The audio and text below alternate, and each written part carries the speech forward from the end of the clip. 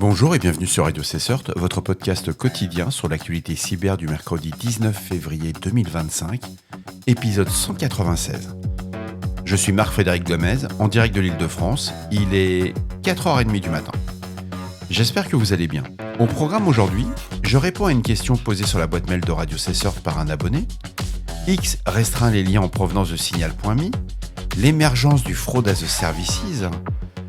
Akira a récemment publié des données sensibles provenant d'une entreprise qui a été fermée depuis 2023. Nouvelle vulnérabilité dans OpenSSH. Attaque DDoS en Italie par NoName057. Unit21 lance une solution anti-fraude basée sur l'IA. Aujourd'hui, en plus des dernières actualités cyber, je réponds à une question posée sur la boîte mail de Radio CSERT par un abonné, Pascal, RSSI. Il s'interroge sur les différences entre le CVSS V4 et l'EPSS du First, et surtout sur leur utilisation pour la gestion des vulnérabilités. Faut-il se fier uniquement au score CVSS V4 ou faut-il l'intégrer avec l'EPSS pour mieux prioriser ses actions de patch management ? À partir de quel seuil l'EPSS doit-on réagir en urgence ? Alors Pascal, c'est une excellente question, car ces deux scores jouent un rôle clé dans la gestion des vulnérabilités en entreprise. Je te propose de commencer cette revue par une analyse sur le CVSS V4 versus l'EPSS, qui sont pour moi deux systèmes de notation, mais ils n'évaluent pas tout à fait la même chose. Le CVSS V4, ou le Common Vulnerability Scoring System, mesure la sévérité d'une vulnérabilité en fonction de ses caractéristiques intrinsèques. Il va prendre en compte des critères comme l'exploitabilité, l'impact et le contexte dans lequel elle pourrait être utilisée. Il attribue un score entre 0 et 10 qui permet d'évaluer l'importance théorique d'une vulnérabilité. Alors que l'EPSS, ou l'Exploit Prediction Scoring System, qui lui ne se base pas sur l'impact, mais sur la probabilité qu'une vulnérabilité soit exploitée dans les 30 jours suivant sa publication. Il s'appuie sur des données réelles, il va attribuer un score entre 0 et 1, soit de 0 à 100% de chances que la vulnérabilité soit activement exploitée. Ces deux approches sont totalement complémentaires, Pascal. Le CVSS V4 va te donner une vision statique et théorique de ta vulnérabilité, basée sur ses caractéristiques propres. Il permet d'évaluer un impact potentiel. L'EPSS, par contre, va t'apporter une dynamique plus réaliste car il s'appuie sur des observations concrètes de menaces en cours. Un CVSS élevé ne signifie pas forcément qu'une vulnérabilité sera exploitée. Par contre, un EPSS élevé, en revanche, indique une menace imminente et ainsi qu'une vulnérabilité en cours. Aucun des deux ne doit être utilisé seul. L'idéal, c'est de les combiner pour une meilleure priorisation au sein de tes équipes. Une vulnérabilité avec un CVSS élevé et un EPSS élevé doit être corrigée immédiatement. Une vulnérabilité avec un CVSS élevé mais un EPSS faible peut attendre, bien entendu après une analyse de risque, sauf si une contrainte réglementaire t'impose une correction rapide. Dans le cas de PCI-DSS, tu vas avoir 30 jours.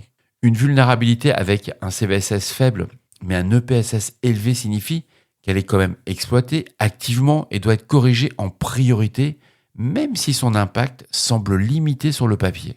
L'EPSS va t'apporter vraiment une information précieuse.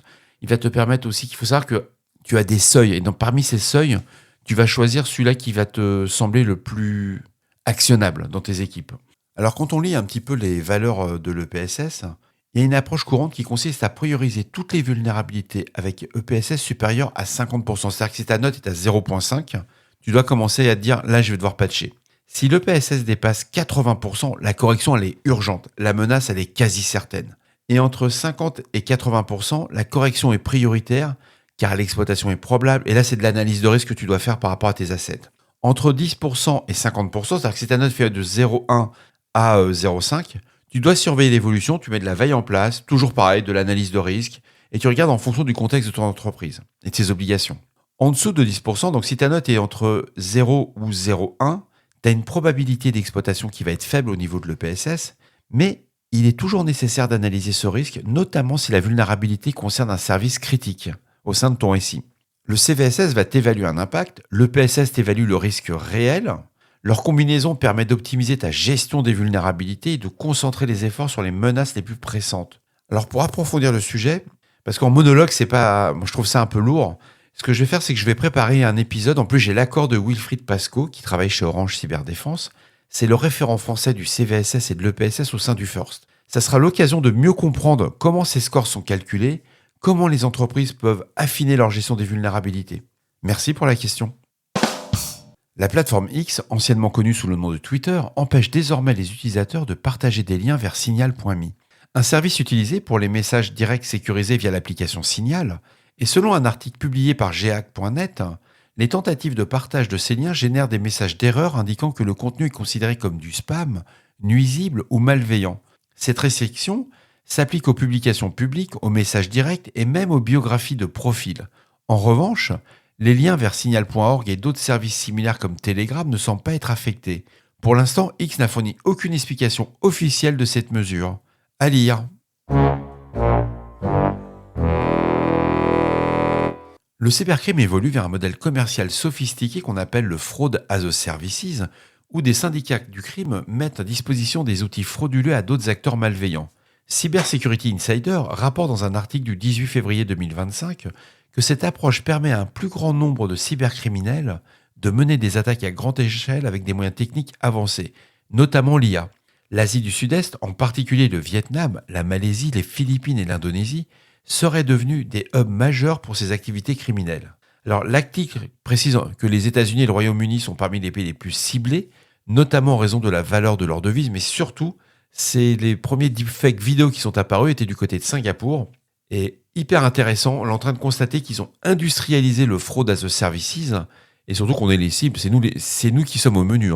À lire absolument si vous faites de la fraude.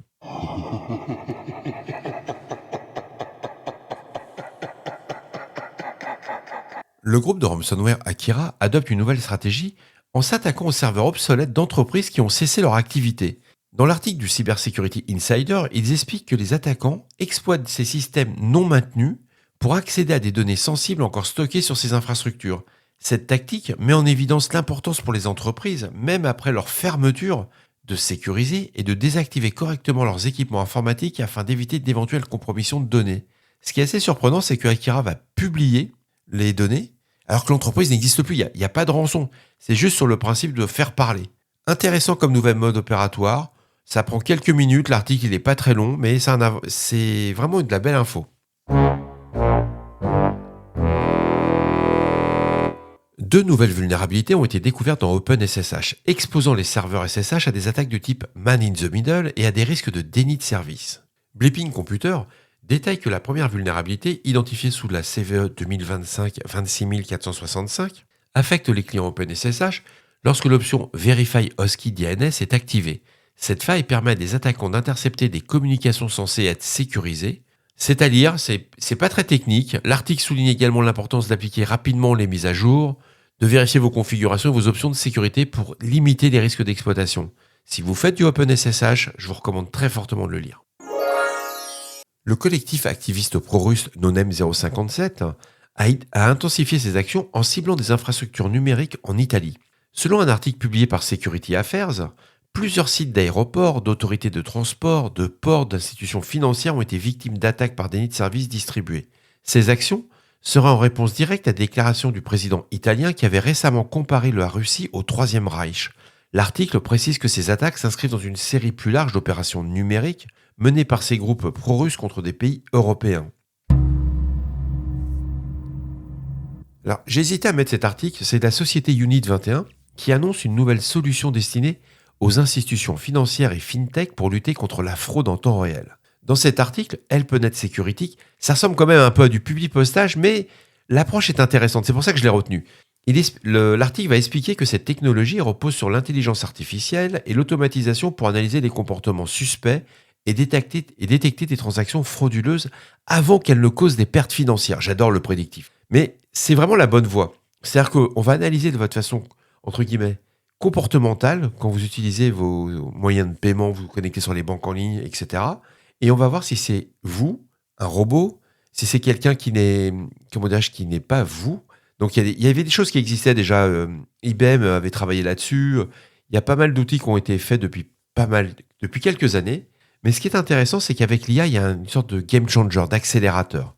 L'article indique également que dans cette solution, qui va s'intégrer au workflow des équipes de lutte contre la fraude, ça va permettre une réaction plus rapide face aux menaces. Et c'est là qu'il y a le game changer de l'IA. Il ne faut pas mettre l'IA à toutes les sauces, mais l'IA nous permet d'être plus rapide sur certains workflows.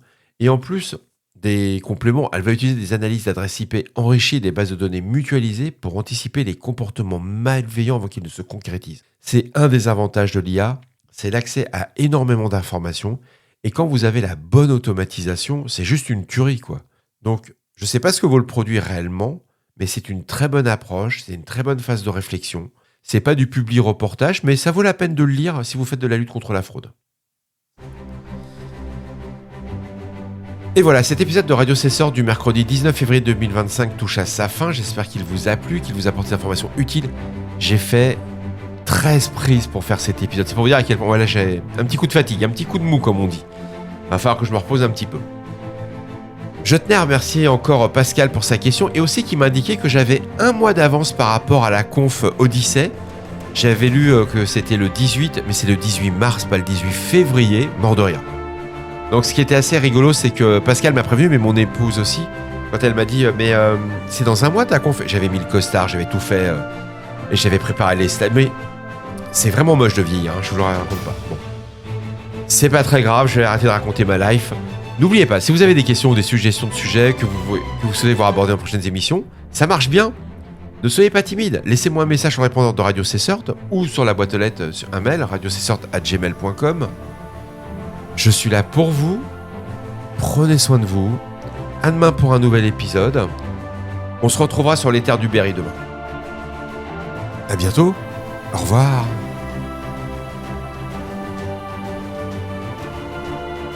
T'as grave ramé sur cet épisode, quoi.